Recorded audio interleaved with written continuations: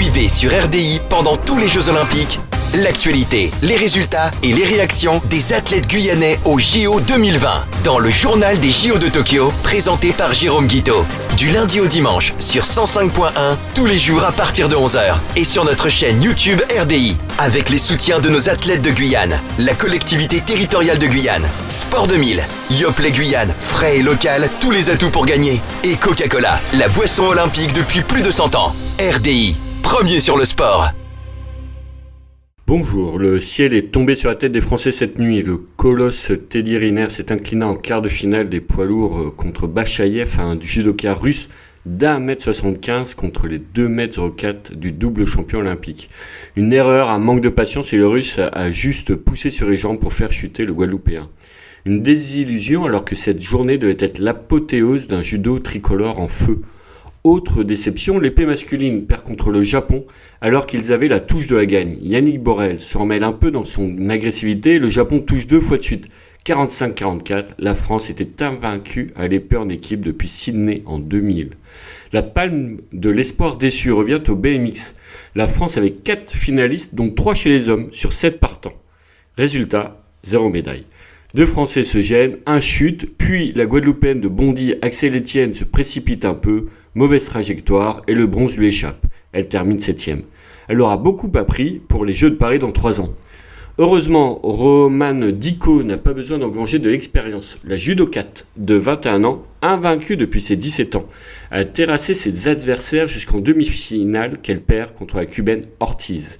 Elle réussit ensuite à remporter la médaille de bronze comme Teddy Riner qui glane 4 médailles sur 4 Olympiades avant peut-être l'or par équipe demain. L'or, le métal qui a fait mana au début du XXe siècle, et Leila Orto, la karatéka, digne héritière de cette ville, veut rapporter la plus belle des médailles à sa ville. Pourtant, l'olympisme est une chance qu'elle n'espérait pas quand elle a débuté ce sport de combat. Elle nous parle de l'impact de l'entrée du karaté dans la famille olympique. Pour nous, le karaté au JO, c'est une grande première. Malheureusement, a priori, ça sera aussi la dernière parce qu'on ne serait pas reconduit en 2024. Ça change énormément de choses d'être reconnu par l'olympisme, au niveau déjà du regard des gens, au niveau des sponsors, pour le club, pour plein de choses, c'est juste génial. On a vu déjà les championnats du monde, ce que ça faisait, mais les Jeux Olympiques, on ne s'attendait pas à ce que ça nous fasse autant de publicité. C'est juste plaisant à la fois pour notre sport et pour tous les adhérents parce que là on le montre à travers la compétition, mais il y a aussi le côté karaté traditionnel et j'espère que des personnes vont avoir l'envie du coup de s'inscrire, d'essayer parce que le karaté ça apporte énormément de choses, donc plein de valeurs.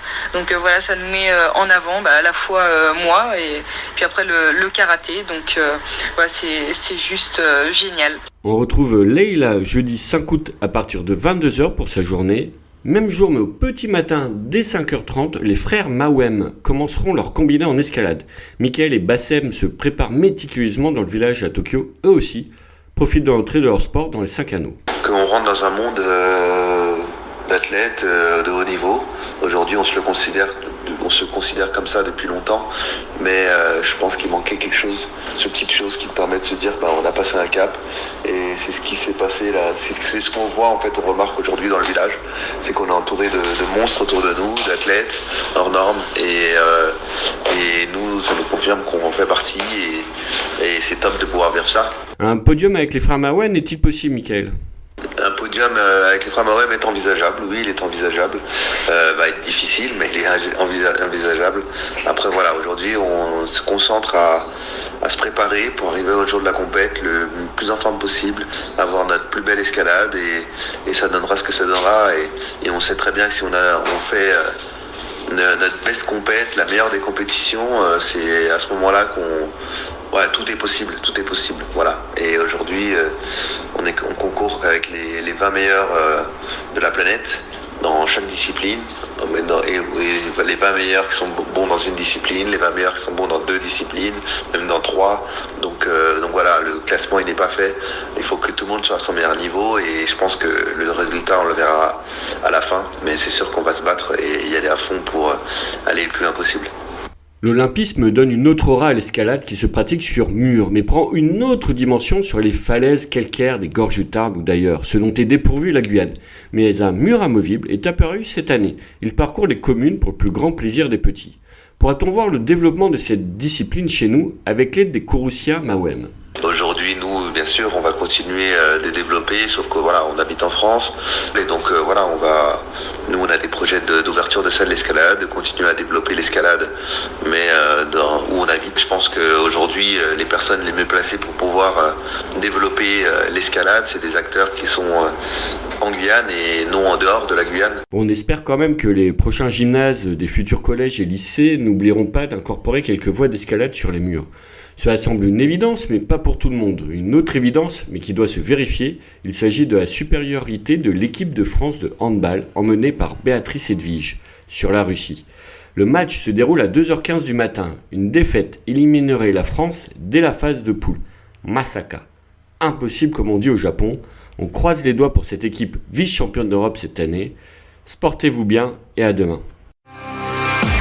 Actualité, résultats et réactions des athlètes guyanais aux Jeux Olympiques 2020 sur RDI. C'était le journal des JO de Tokyo, présenté par Jérôme Guiteau. Du lundi au dimanche sur 105.1, tous les jours à partir de 11h. Et sur notre chaîne YouTube RDI, avec les soutiens de nos athlètes de Guyane, la collectivité territoriale de Guyane, Sport 2000, Yoplait Guyane, frais et local, tous les atouts pour gagner. Et Coca-Cola, la boisson olympique depuis plus de 100 ans. RDI, premier sur le sport.